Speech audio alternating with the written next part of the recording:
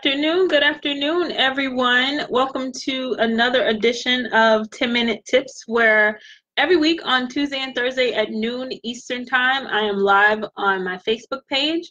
My name is Rickeysha Godfrey. I am a business strategist and business coach.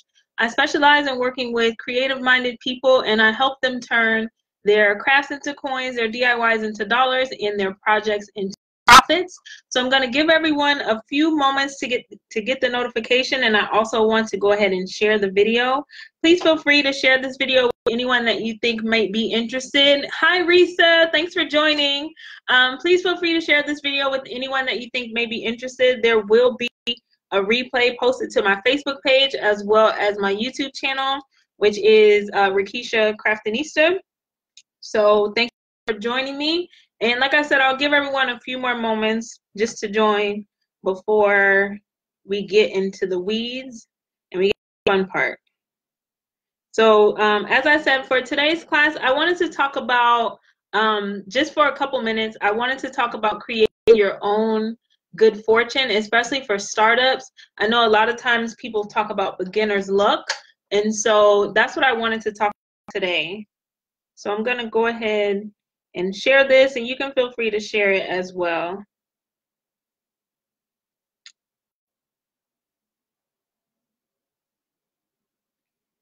All right. And before we get started, does anyone have any questions?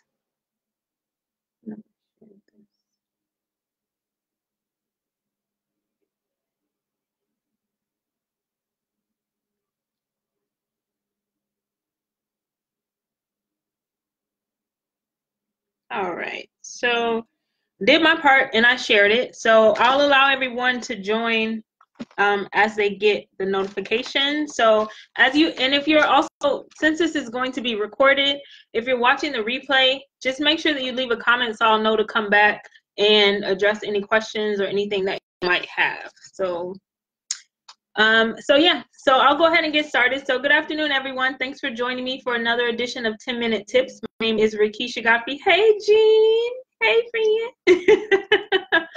My name is Rickeysha Godfrey. I am a business coach and business strategist. As I said, I specialize in working with creative-minded people, and I help them turn their DIYs into dollars, their crafts into coins, and their projects into profits. So today for 10-Minute Tips, I wanted to touch on beginner's luck. And I wanted to share 3 things that I've learned from my experiences with what people call beginner's luck. So I wanted to start off with a quick story first, so just humor me for a little bit. So the most memorable story that I have for beginner's luck was when I was in law school as a 1L. I took on the role of being the party planner for my class. We were split up into 3 sections. I was in section 3.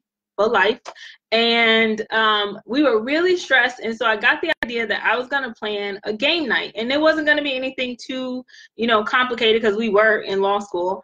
And so I planned like Jenga, Yahtzee, a couple other things, just something to take our minds off of it. So the game night went well, and word got out around school that we were having game nights, and so everybody's like, oh, section 3 is having game nights, we want to join y'all. So it ended up growing into being a school-wide thing, and of course it's a Black school, so people started asking me to add spades to it. Now I don't play spades, so I was intentionally not including it because I don't play spades and I don't know how to play. My parents didn't let me play with cards growing up because we were super Christians, so I never learned how to play. And so I got through college without knowing how to play, so I was like, I'm gonna get through law school without knowing how to play too. I had just accepted that. Ended up having the spades tournament, and all week everybody's talking like cash trash, like I'm the spades champion of Brooklyn, I'm the spades champion of LA, because everyone's from all over. And so what happened was, one of the guys from Brooklyn, he had been talking cash trash all week about how he was going to win the championship, and his partner ended up getting sick. And so everybody, and there had been whispers around like, this girl playing in a spades tournament and she don't how to play spades. And so what happened was, his partner got sick, and so he was like, well, I'm just gonna drop out. So now people were like, no, you can't drop out. That good of a spades player, you could make Rickeysha your partner. So I'm insulted, because I'm like, okay, I mean, I can't play, but they were saying, like, if you are that good, if you're that much of an expert, if you're that much of a champion, then you can take her, somebody who doesn't know anything about playing spades, and you can win with her. So I was like, okay. And then he said he was okay with it. So we ended up being partners. Now, since I was the organizer, I was still kind of putting out fires and everything, but we ended up sneaking off, and he's like, meet me upstairs, I have to show you something. So I meet him upstairs, we sneak off, and I had told everyone I needed to go get some more snacks. So we sneak off, and he meets me like in a little sitting area, and this dude pulled out his own deck of cards. Now, I don't know, I don't know if y'all have ever been to a bowling alley where people show up with their own balls, or if you've ever been to a skating rink where people show up with their own skates. But please believe, if somebody is about to teach you how to play spades and they pull out their own deck of cards, please know this person is super serious. And so he's showing me all the tricks, like, you know, the different weight of the cards, I guess, the big joker and the little joker, and he gave me little hand signals, and then also how to determine like how many books I have in my hand. And so we were up there for a little bit, and then I said, well, people are starting to miss, so I have to go back.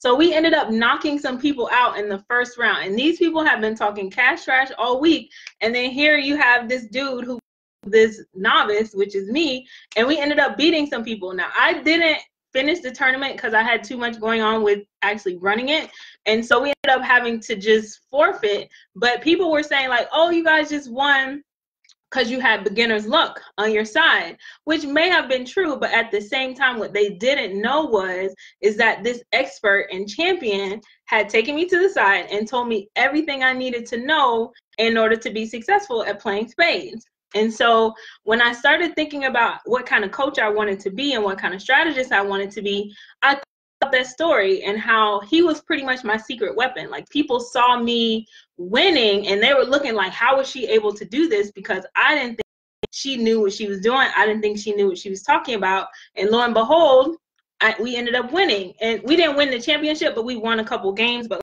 we had to forfeit.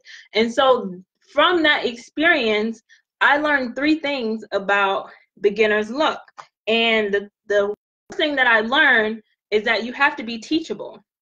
Now, me, for the spades, I had just accepted that I was just going to be a black person who can't braid, really can't fry chicken that well, and who can't play spades. So I was just like, I'm going to focus on other parts of my blackness, okay, so I can keep my black card. But I had to learn that day that I needed to be teachable, that I needed to change my mindset about how I was going to approach spades or even just life in general.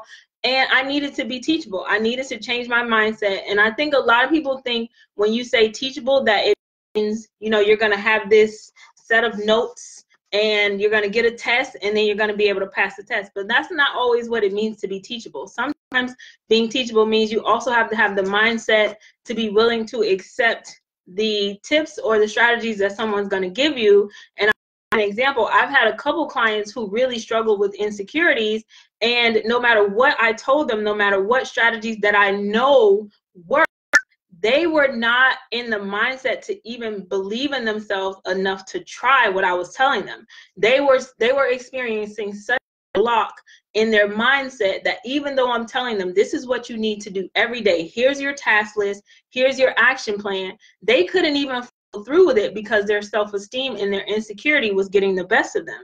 So it was creating like a block, and so they were not teachable, although they were open to the idea, but they didn't have the mindset of what they needed to do in order to, you know, accomplish their goals. And so I learned that you had to be teachable. The second thing I learned is that you don't have to do it alone. Strategic partnerships will save you. I promise you this. This has been a lesson that I had to learn because I, even admitting this is big, I have control of a lot of things. I have to be in control of a lot of things. So relinquishing control is a big thing for me, but I had to learn the power of strategic partnerships. And it doesn't have to be a partnership with the actual person. It could be a partnership with a local company or even a bigger corporation. The second thing that I learned is that you have to be willing to trust other people to help you along the way. You don't have to fly by yourself. Even eagles fly high, but they don't always fly alone. And so you have to be willing to work with other people. You have to be able to work with other people and to trust them. Yes, building a team is difficult, but once you have a solid team in place, you will notice that you'll accomplish your goals a whole lot easier and you'll be a whole lot less stressed. And like I said, it doesn't have to be a person. Like my biggest strategic partners are my drop shipping companies. Because there's no way, people ask me all the time, how do you do it? You're a mom and all this. And I'm like, listen, I don't do it. I don't do it all. And I'm okay with not doing it all now because I've given up that control. And then the last thing is that you have to be prepared. So it's better to have an opportunity and to be prepared than if the opportunity never comes and you're still prepared. So I think that if you do the work now, that you can prepare for whatever you think your goal is, then once your goal presents itself, then you'll be able to take advantage of it. And I get a lot of people who come to me who want a consultation and they'll say, I want to make 100 sales a month. How can I get there? And then when I start asking them, well, how are you going to manage 100 sales per month? What does your logistics look like? What does your order fulfillment look like? What does your order process look like? What's your customer experience like? So some people have the goal, the end goal in mind, but they have no idea what that's going to look like logistically as far as accomplishing that goal. And so that's pretty much what I wanted to talk about today, is creating your own beginner's luck. I do have a masterclass coming up on this Saturday. It's called Etsy Unlocked. I'm going to teach you about selling on Etsy. You can RSVP. The link should be there. You can RSVP. The class is totally free, but if you're interested in buying the replay, it is $27 for the class or $47 if you want to get the bundle. I'd also like to invite you all to join my craft group. It is called Crafters Plus Creators. And that's all for today. So thank you for joining me for 10-minute tips, and I hope you enjoy the rest of your day. Bye.